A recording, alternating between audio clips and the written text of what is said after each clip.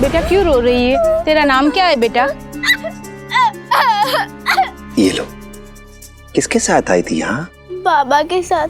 तारा!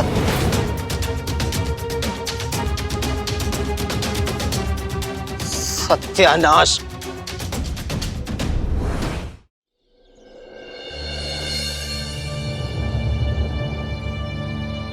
अरे भाई साहब, दुपट्टे की दुकान कहाँ पर है? ये सामने ही है। धन्यवाद।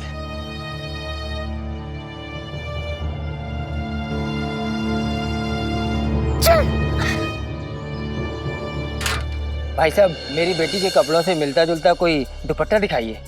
ये क्या सामने है? जो चाहे देख लीजिए।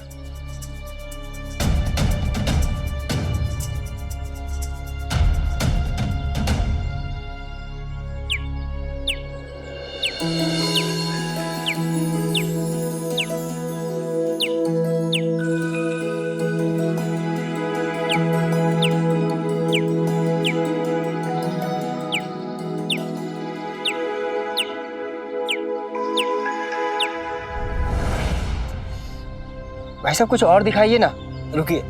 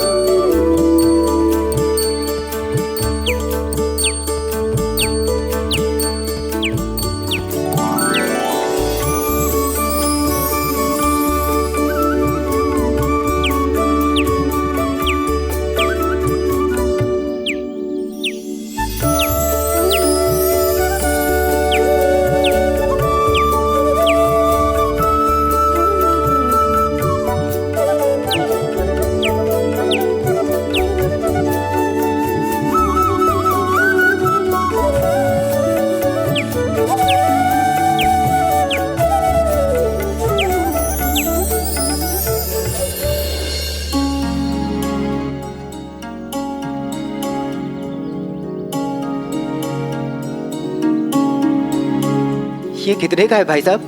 5 आना। हाँ हाँ।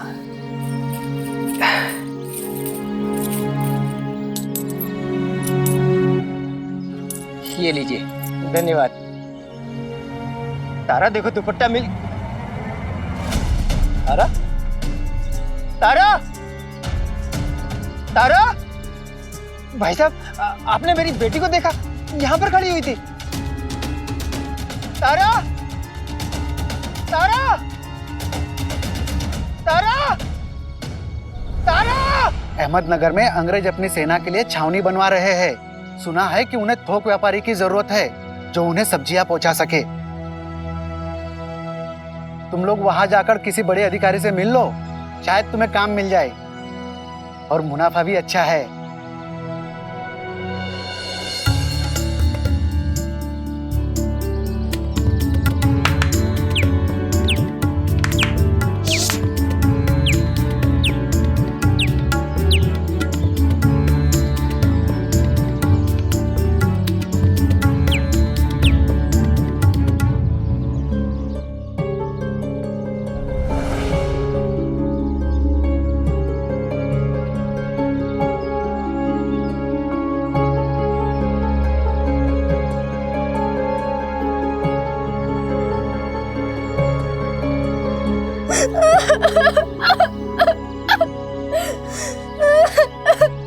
इसे क्या हुआ?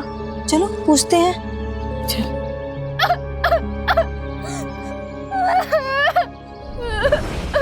बेटा क्यों रो रही है?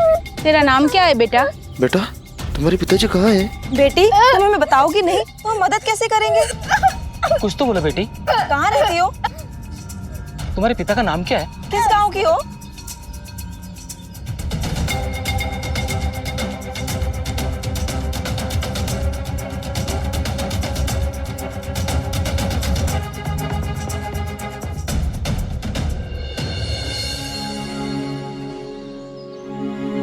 तात्या, मुझे लगता है ये व्यापार हमारे लिए सबसे सही रहेगा। चलो चलकर द्वारका माई में साईं की सलाह लेते हैं।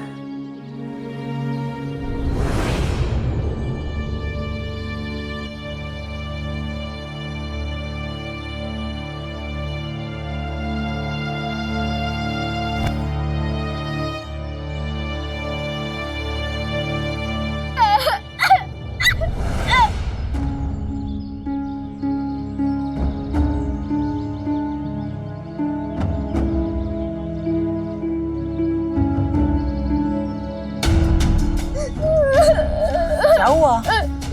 चुप हो जाओ, अच्छे बच्चे नहीं रोते। तारा! तारा! तारा! कुछ तो बताओ, अपने पिताजी का नाम बताओ। तुम शांत हो जाओ, बताओ कौन हो तुम? आप लोग जानते हैं कहाँ से आई है ये? कहाँ रहती हो तुम?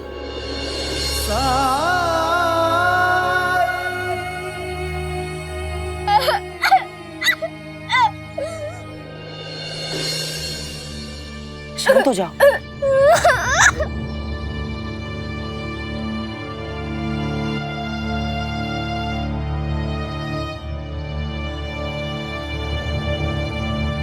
क्यों रो रही हो? अच्छा हुआ साई आप आ गए। ये बच्ची कब से रोई जा रही है, नहीं अपना नाम बता रही है, नहीं घर का पता।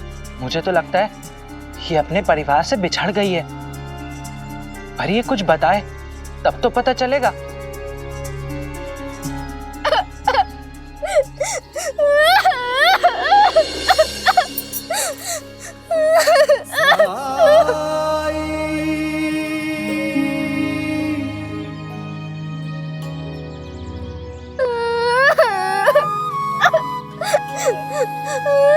मेरी बच्ची,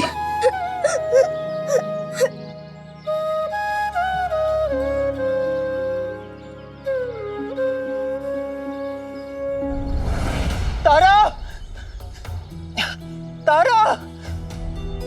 तारा! क्या हुआ भाई, बहुत परेशान लग रहे हो। भाई साहब, आपने मेरी बेटी को देखा है?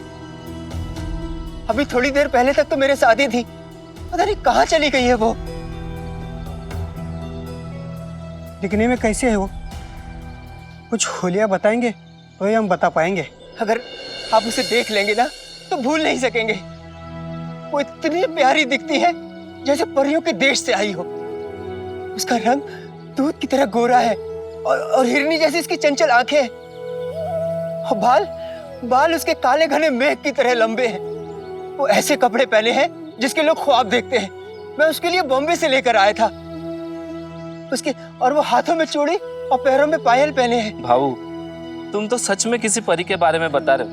अब है ही ऐसी मेरी बेटी तो बताना तो पड़ेगा ना। वो सिर्फ नाम की तारा नहीं है, मेरी आंखों का तारा भी है। माफ कीजिएगा, हमने नहीं देखा उसे। हे भगवान, आज चली गई मेरी बच्ची। सुनिए, हाँ, आप गांव के चौराहे पे क्यों नहीं देखते? वहां भीड़ जमा हुई है। वहां एक बच्ची रो रही है।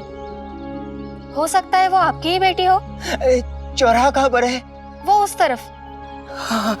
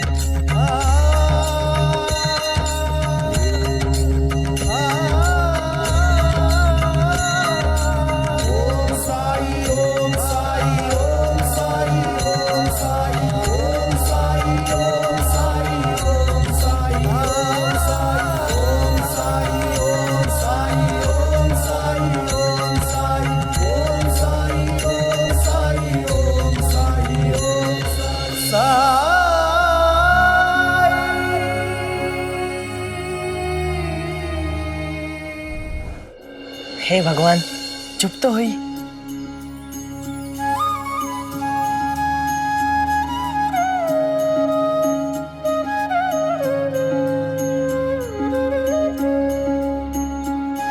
ये लो।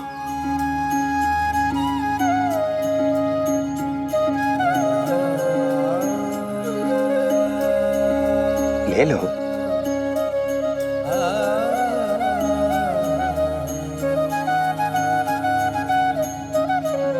खाओ।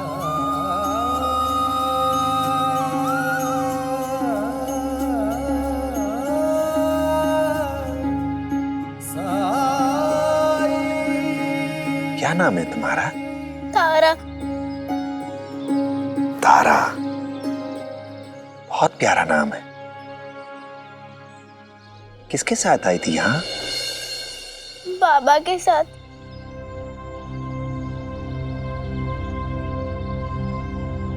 तारा!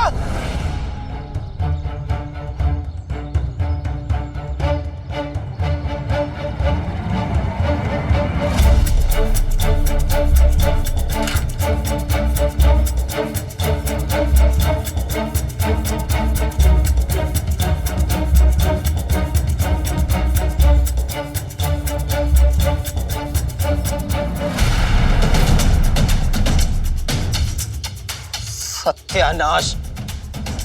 मिठाई खा रही थी? मना किया था ना मिठाई खाने के लिए।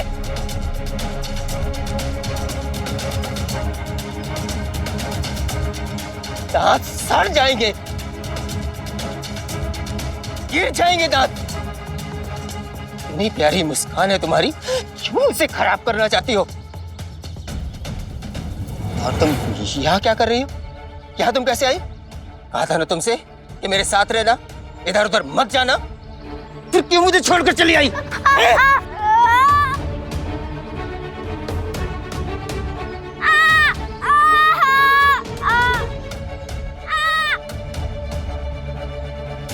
रुकिए।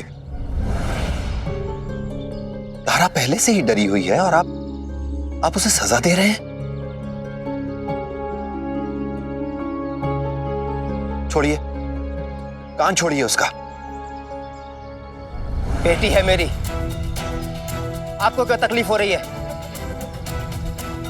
और जिसे आप इसकी सजा मान रहे हैं, उसमें मैं इसकी भलाई समझता हूं। इसके भले के लिए कर रहा हूं मैं। मैं चाहता हूं कि मेरी बेटी जीवन भर अपने पिता की आज्ञा का पालन करे, उल्लंघन नहीं। और क्या जानते हैं आप इसके बारे में, जो आप इतनी हमदर्दी दिखा रहे हैं? आपको पता है ये कितनी नाजुक है? बात बात पर तो ये बीमार पड़ जाती है। देखभाल तो हमें करनी पड़ती है ना। ये मेरी जिम्मेदारी है। अगर आप इसे अपनी जिम्मेदारी समझते तो आपकी प्यारी बेटी खोती नहीं। गलती आपने की है और दंड तारा को देना चाहते हैं आप।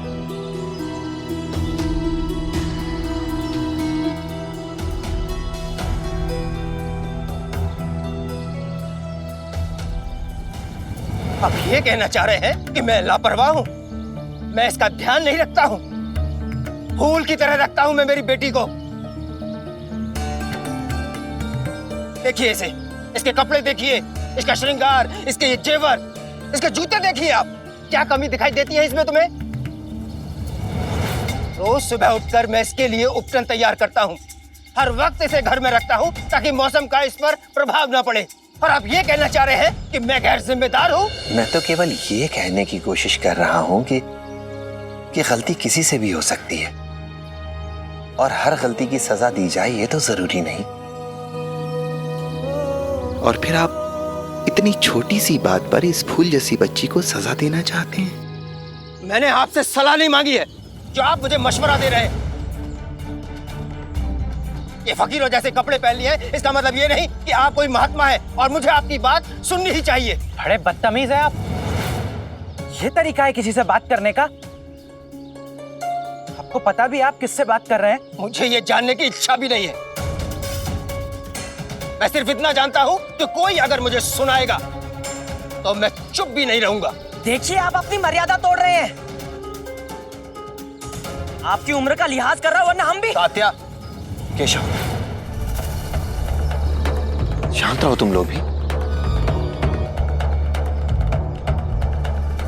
मैं तो मेरी बेटी से बात कर रहा था, बीच में आके बदतमीजी तो तुम लोगों ने की। हटो यहां से, चलो।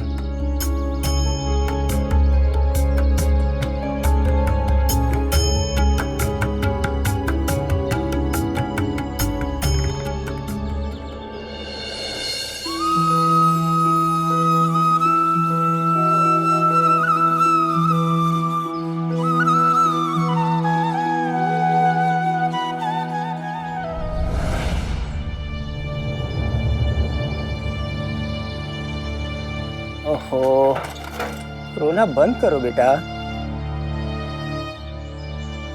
अरे ये देखो, है ना सुंदर?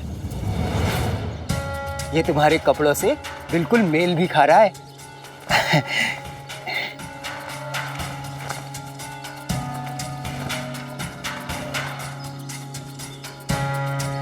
खूब सुंदर दिख रही है मेरी बेटी। और देखो बेटा, जो हुआ है ना उसे भूल जाओ, मुस्कुराओ। तुम मुस्कुराती हो ना तो बहुत सुंदर दिखती हो।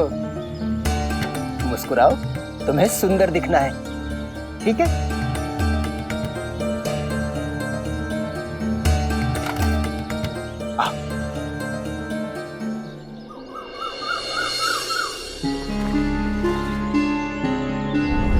मेरी परी तो भी छोटी है। तो क्या शादी के 2 दिन पहले से चूल्हा चौकी सिखाओगी? आजकल के लड़के गोरी चिट्टी लड़की से शादी करना चाहते हैं और परी का रंग सांवला है, इसलिए उसका घूमना फिरना थोड़ा कम करो।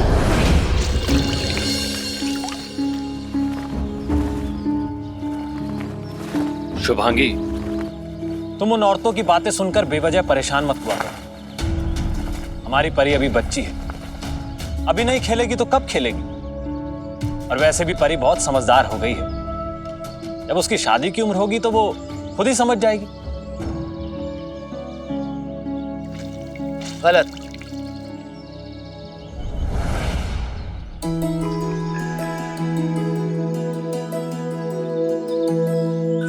लड़कियों का जन्म हुआ नहीं कि उन्हें सिखाना शुरू कर देना चाहिए।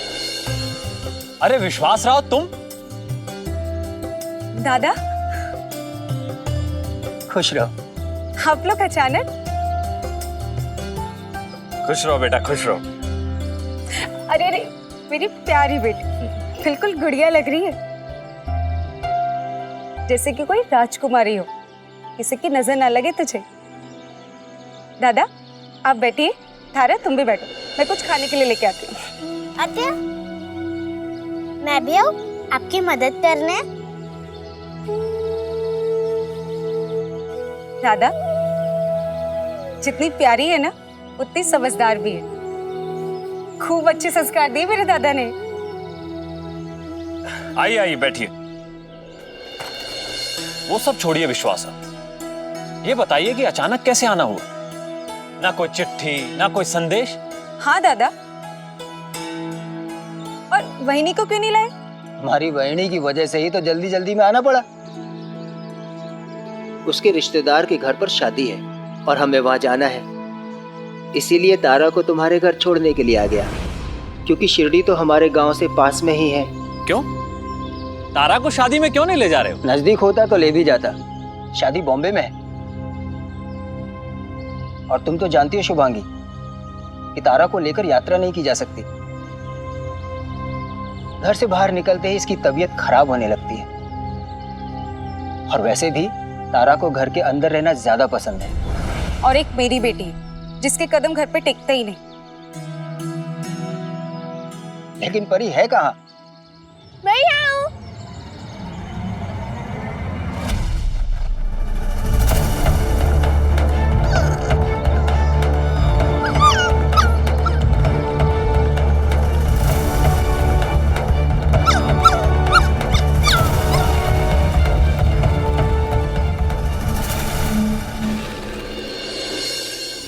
कैसा अजीब आदमी था। उसकी खुद की बेटी है तारा, लेकिन उसके कपड़ों की, उसके जेवरों के गुणगान तो ऐसे कर रहा था जैसे मानो उसकी बेटी नहीं, कोई दिखावे की चीज हो। हाँ तात्या, कुछ माँ बाप होते हैं ऐसे। एक आध को तो मैं खुद जानता हूँ।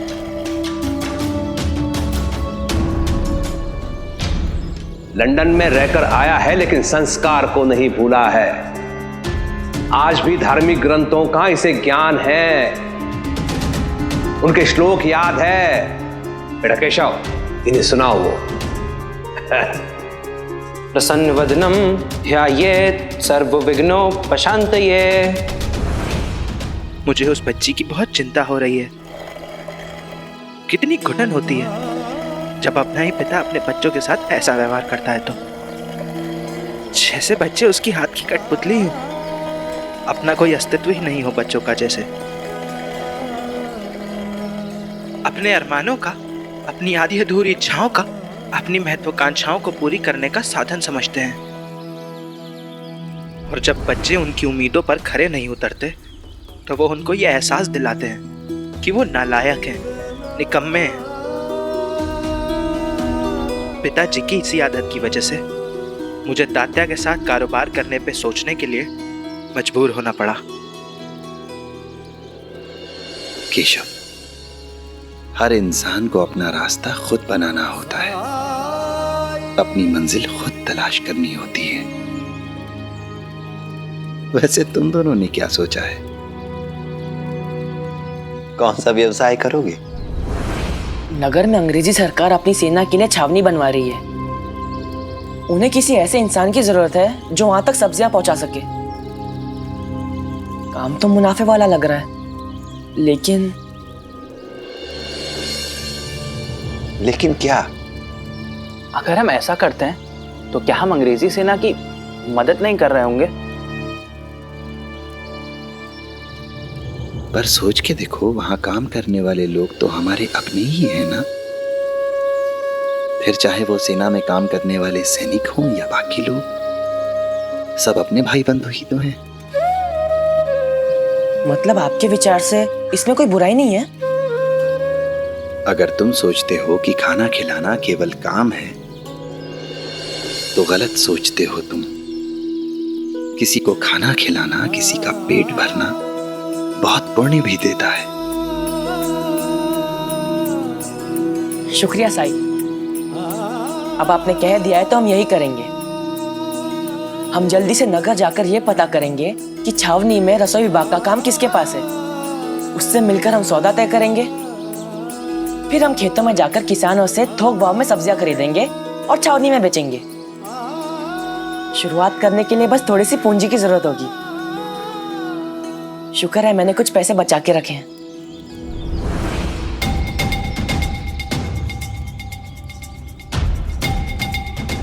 पूंजी? लेकिन मैं कहां से पैसे लाऊंगा? मेरा तो खुद के खाने पीने का भी कोई ठिकाना नहीं है। जब मंजिल पता हो तो रास्ता खुद ब खुद सामने आ जाएगा। श्रद्धा, सबूरी।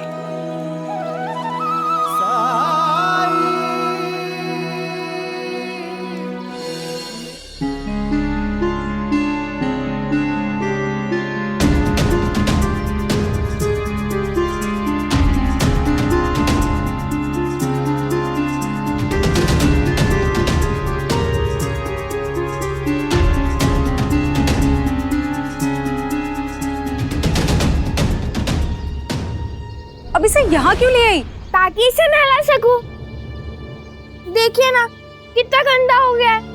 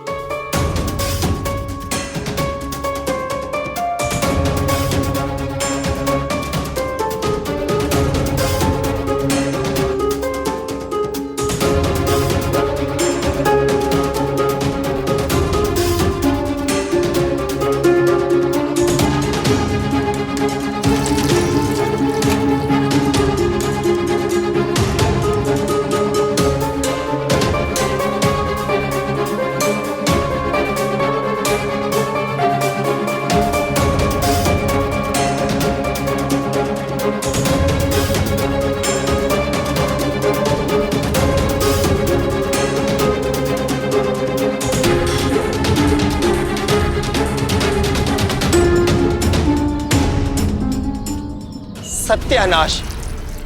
ये तुमने अपना क्या हाल बना रखा है? तुम्हारे पूरे कपड़े मिट्टी से सने हुए हैं, बाल बेहाल है, ना कोई साज सज्जा है, ना कोई श्रृंगार है, और तुम्हारा रंग तो पहले से भी ज्यादा गहरा हो गया है।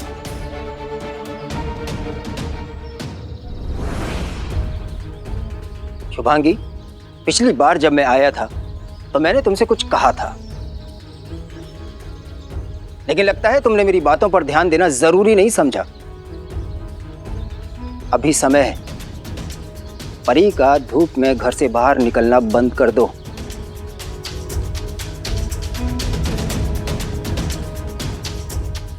अगर और काली हो गई तो मुश्किल हो जाएगी। लड़की है ये। मामा जी, आप आते ही शुरू हो गए। जब भी आप आते हैं ना, आई को मुझ पर कोई ना कोई नया नियम लागू करने के लिए कहते हैं।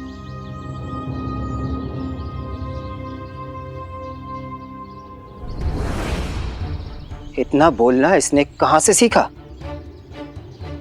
साई से।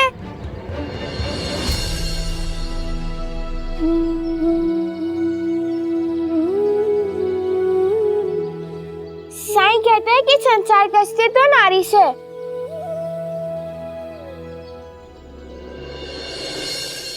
साईं? कौन साईं? मुझे ज्यादा सिखाने की कोशिश मत कर कि किसका अस्तित्व किससे है। कोई कितना भी तर्क दे दे औरतों के पक्ष में, लेकिन सदियों से यही रिवाज है कि औरतों को घर की चारदीवारी के अंदर ही रहना चाहिए, समझे? रिवाज बने हैं तो कुछ सोच समझकर ही बनाए होंगे पूर्वजों ने। जाओ, अंदर जाओ।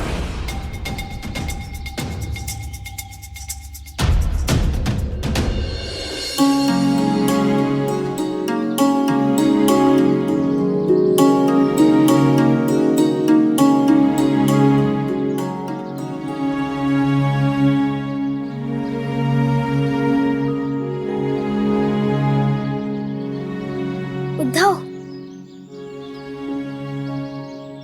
मामी जी, आप पूजा कर लीजिए, मैं उद्धव के साथ खेलता हूँ। ठीक है, चलो।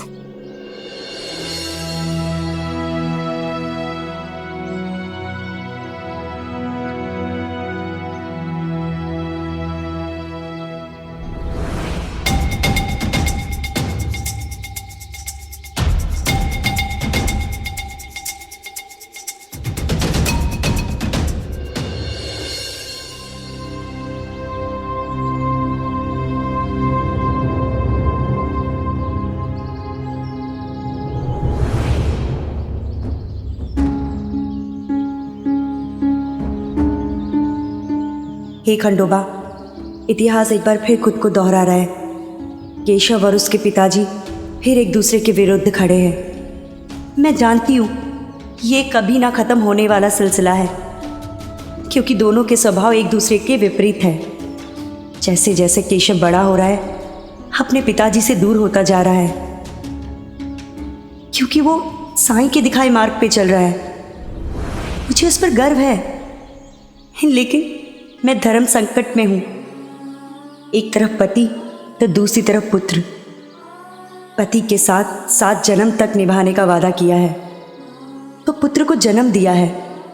अंश है वो मेरा। कैसे उसे भूख से बिलबिलाता हुआ देखूं? माँ हूँ मैं उसकी। कितने दिन, कितने सप्ताह उसने घर में अन्न का दाना तक नहीं खाया। बाप बेटे के बीच में ये शीत युद्ध कब तक चलता रहेगा खंडोबा? कब तक? मैं क्या करूं जिससे मेरे बेटे की राह आसान हो जाए? मुझे कोई तो रास्ता दिखाओ खंडोबा जी। एक बार मुझे राह दिखा दीजिए, फिर चाहे वो कितनी भी मुश्किल भरी क्यों ना हो, मैं उस पर ज़रूर चलूंगी।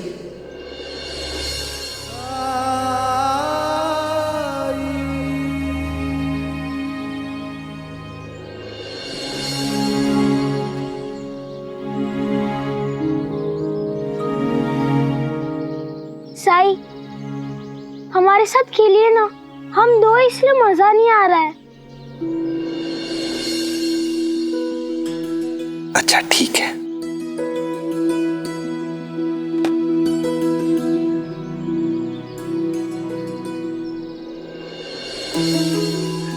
चिड़िया उड़, मैं ना उड़।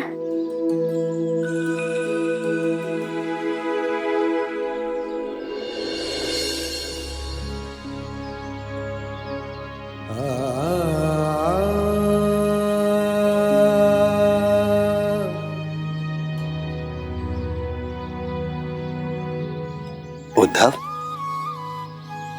तुम्हारा कड़ा कहाँ है? कौन सा कड़ा साई? वही जो मैंने तुम्हें दिया था जब तुम छोटे थे, याद है? उद्धव, तुम कड़ा पहनते हो? बुद्धू, लड़कियों वाला नहीं, जानते हो पिताजी कहते हैं कि जब मैं छोटा था तब मैं बहुत शरारत करता था। एक बार मेरे पैर में लोटा फंस गया था और उसे कोई निकाल नहीं पाया। तो फिर आई बाबा मुझे साई के पास लेके गए। साई, कितना भी इस पे ध्यान रखूं, थोड़ी सी नजर हटी कि ये नजर से ओझल हो जाता है। साई, जरा सी लापरवाही क्या हुई, पता नहीं इसने कैसे अपने पैर में ये लोटा फंसा लिया।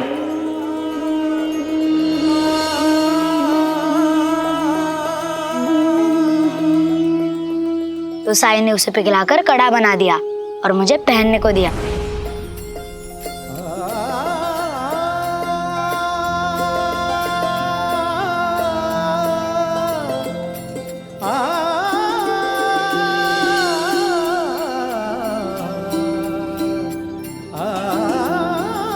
पहले मैं उसे हमेशा पहने रहता था, लेकिन जब मैं बड़ा हुआ तो मेरे पैर में दर्द देने लगा, इसलिए आई ने उसे निकाल कर रख दिया। वो आज भी अलमारी में है। साई, मैं लेके आऊं उसे? नहीं, माएं होती ही ऐसी हैं, ध्यान देने वाली, संभाल कर रखने वाली। वो चीजों को सहेज कर रखना जानती हैं और अक्सर उनकी संभाल कर रखी हुई चीजें जरूरत पड़ने पर काम आती हैं, वो भी खासकर तब जब सवाल उनकी संतान की जरूरत का हो।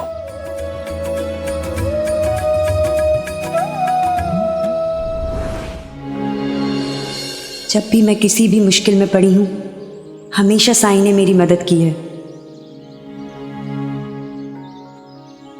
क्या साई आज भी मुझे कोई संकेत दे रहे हैं?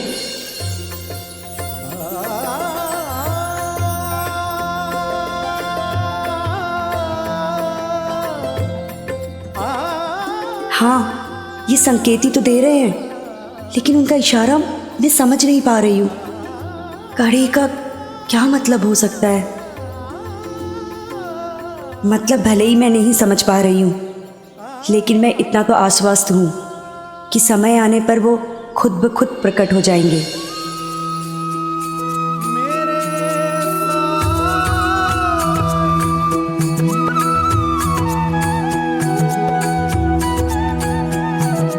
मामी जी, अब क्या सोच रही है? प्रसाद बांटिए।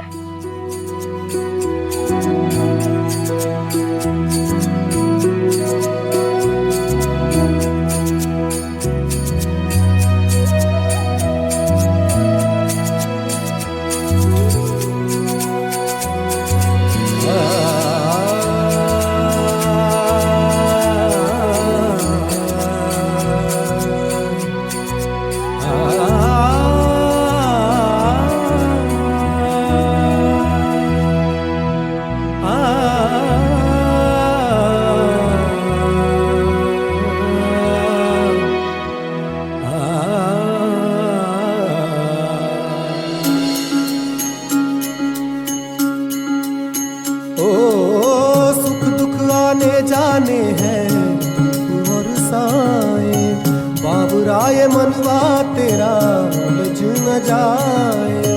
मन में आशा के दीपक बुझने ना पाए, सुबह फिर से आए, राम जी भला करे। समझाए। ओम साई ओम साई ओम साई ओम साई ओम साई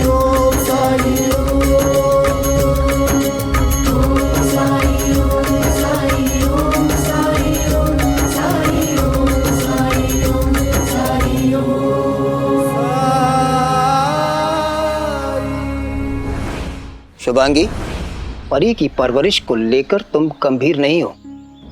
असर दिख रहा है तुम्हारा उस पर।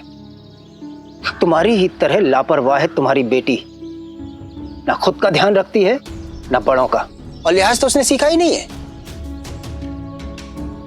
बड़ों के साथ जुबान लड़ाती है तुम्हारी बेटी। हमारे समाज में औरतों को सिर्फ सुनने की आजादी है, बोलने की नहीं। लड़कियां अगर घर की चारदीवारी के अंदर रहें तो परिवार की इज्जत बनी रहती है। अनुशासन में रहना बहुत जरूरी है लड़कियों के लिए।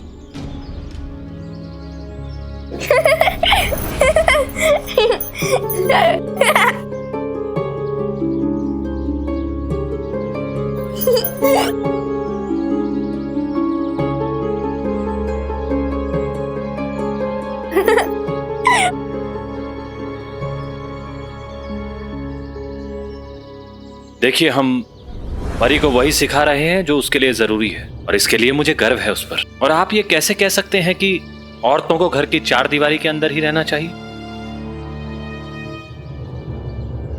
औरतें घर की देखभाल करती हैं, घर के अंदर के सभी काम करती हैं। ये बहुत जिम्मेदारी का काम है। एक औरत के पास जितना ज्यादा ज्ञान होता है, चाहे वो ज्ञान किसी भी चीज का हो, उससे वो अपने घर को और समृद्ध बनाती है। और किसी भी इंसान के लिए, चाहे वो स्त्री हो या पुरुष, उसके कौशल से अधिक उसका अच्छा इंसान होना मायने रखता है। दूसरों के लिए उसके दिल में प्यार और करुणा हो, यह मायने रखता है। और हमारी परी बिल्कुल ऐसी ही है। पूरा गांव जानता है कि वो पशु पक्षियों से कितना प्यार करती है, उनकी कितनी देखभाल करती है। इसीलिए तो पूरा गांव उसे बहुत प्यार करता है।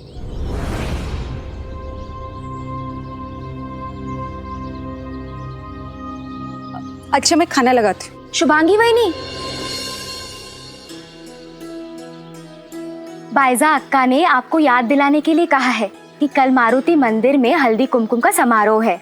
हमने इस बार सोचा है कि सबके घरों में व्यक्तिगत रूप से जाने के बजाय हम सब मारुति मंदिर में इकट्ठा हो और वहीं पे हल्दी कुमकुम मनाया जाए। इससे समय भी बचेगा और हम औरतों को थोड़ी देर के लिए घर के कामों से फुर्सत भी मिल जाएगी। आखिर हमें भी तो कभी कभी घर की चार दीवारी से, घर के कामों से छुटकारा चाहिए होता है कि नहीं?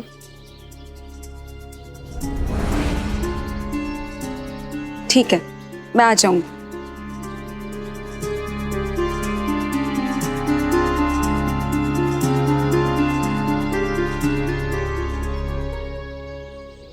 लगता है इस गांव के मर्दों की अक्ल घास चरने गई है, लेकिन मुझे इससे क्या। मुझे तो बस अपनी भांजी की फिक्र होनी चाहिए। मुझे ही कुछ करना पड़ेगा। चिनाई, मेरी बात कुछ नहीं सुनना है मुझे। चिनाई, एक बार सुनना तुम्हें होगा तात्या। मेरी नहीं सुननी है ना, तो चलो अब साईं की सुनो। चलो। वही तो कह रहा हूँ साईं। तात्या, क्या बात है भाईजामा? थोड़ी अकल दो इसे, समझाओ इसे साईं। पता है क्या कह रहा है? सब्जी का कारोबार करने जा रहा है। बोल रहा है कि नगर जाएगा, वहां जाकर अंग्रेजों की छावनी में सब्जी बेचेगा। मना किया है हमने इसे, पहले भी हमसे व्यापार के बारे में बात कर चुका है।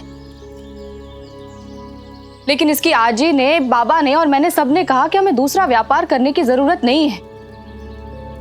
लेकिन आज अपने बाबा की गैरहाजिरी में कह रहा है कि इसने सब्जी का कारोबार करने का फैसला किया है। साईं, अब तुम ही समझाओ इसे कि ऐसा करना समझदारी नहीं है।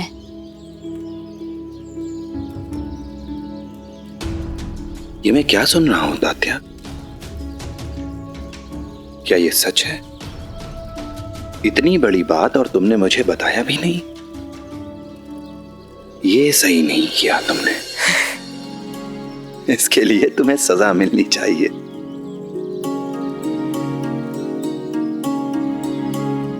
तुम दोनों मुस्कुरा क्यों रहे हो? हाँ,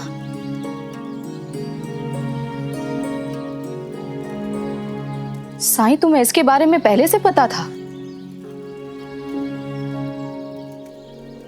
हाँ आई, साई को सब पता है और यही बात मैं आपको कब से बताने की कोशिश कर रहा हूं। लेकिन आप हैं कि मेरी बात सुनने को तैयार नहीं है। मैं और केशव पहले ही साई से मिल चुके हैं। साई के मार्गदर्शन से ही हमने सब व्यापारों में से इस व्यापार को चुना है। साई? हाँ भाई सामा। और तुमने मुझे भी नहीं बताया। क्या साई? ये मैं क्या सुन रहा हूं साई? क्या ये सच है? इतनी बड़ी बात आपने मुझे भी नहीं बताई। ये आपने सही नहीं किया।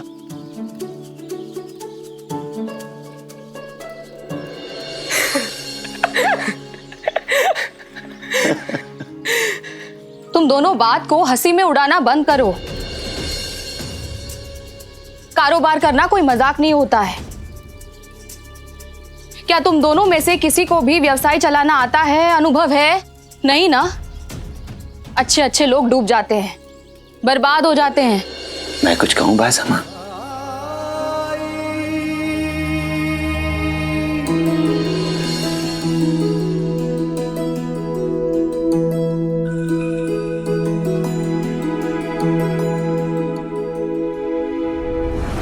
क्या हुआ आई? आप क्या सोच रही हो? कोई परेशानी है? समझ में नहीं आ रहा कि इस बार हल्दी कुमकुम के अवसर पर औरतों को क्या उपहार में दूं।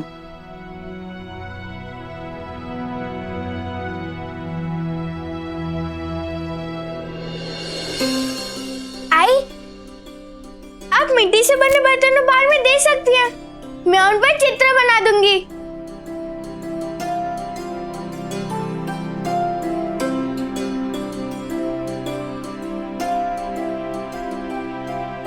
लेकिन उसमें मेहनत बहुत लगेगी और समय भी।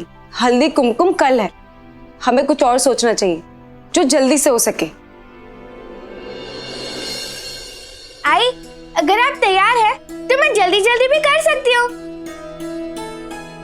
दिखने में तो सुंदर लगेंगे, लेकिन मिट्टी की चीजों का मोल मिट्टी के बराबर ही होगा ना। अरे तो तांबे से बने हुए बर्तन दे दो। नहीं दादा, पिछली बार भी वही दिए थे। अगर दोबारा दूंगी तो अच्छा नहीं लगेगा।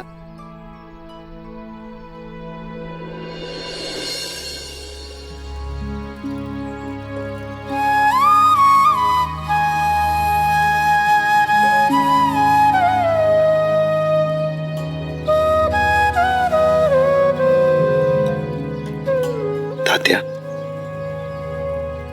क्या तुम मेरे लिए ये कपड़ा धो सकते हो? क्यों नहीं साई?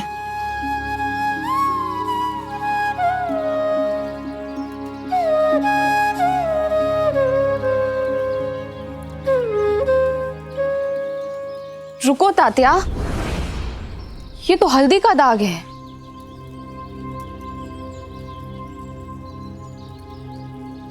तो क्या हुआ, अभी धो देता हूँ। तात्या, अगर इसे सादे पानी से धोगे तो दाग लाल हो जाएगा। जिस हिस्से में दाग लगा है उसे दूध में डुबोकर रखना पड़ेगा, तभी ये निकलेगा। लेकिन इसे देखकर तो वो भी मुझे मुश्किल लग रहा है।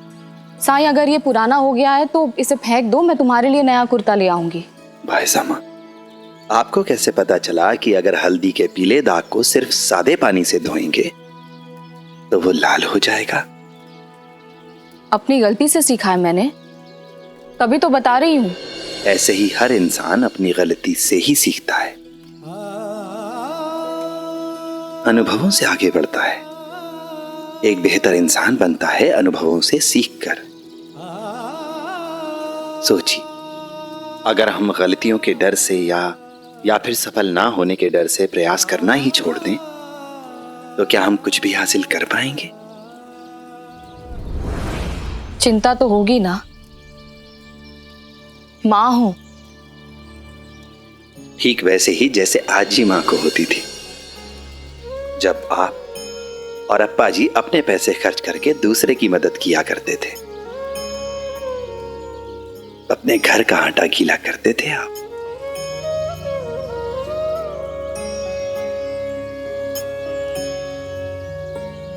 एक समय के बाद चिड़िया भी अपने बच्चों को घोंसले से बाहर धक्का दे देती है ताकि वो उड़ना सीख सके। तात्या जो करना चाहता है आप उसे करने दीजिए। हो सकता है ये व्यवसाय ही उसे बुलंदियों तक ले जाए।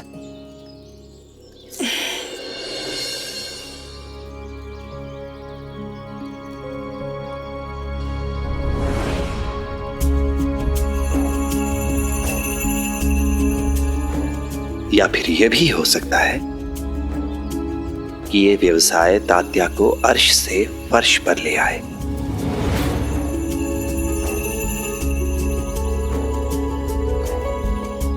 पर हां,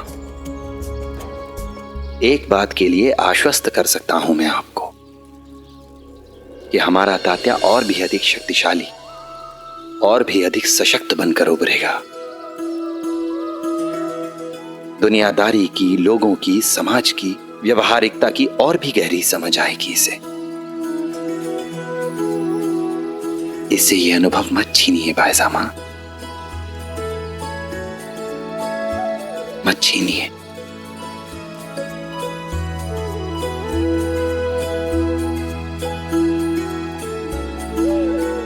मैं तुम्हारे साथ हूं। लेकिन बाबा, उन्हें मैं समझा दूंगी। शुक्रिया आई।